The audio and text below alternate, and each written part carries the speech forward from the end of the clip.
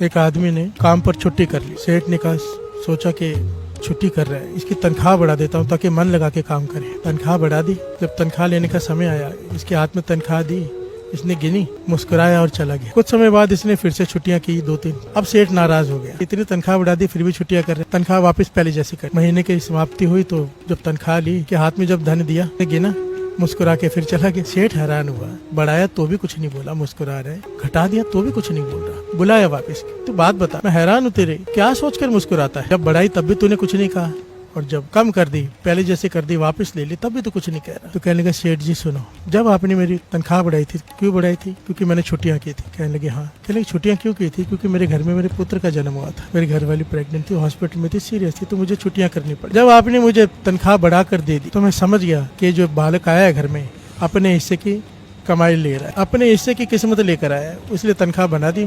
भगवान ने बढ़ा दी, आपने नहीं। आपके हृदय में गुरु आके बैठा कि बढ़ा दे। वो आदमी कहता है कि आपने नहीं दिया, भगवान ने मुझे दिया, क्योंकि घर में बालक आया, आपने तनख्वाह बढ़ा दी।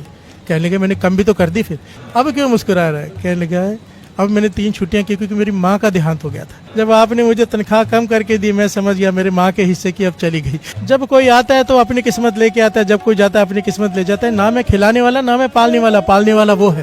बिहार से बोलिए धन गुरु नानक। और सेठ जी, ये गलत फहमी में आप भी मत रहो, आप भी नहीं पाल रहे, पालता वो है, एक ओंकार। बिहार से बोलिए धन गुरु नानक।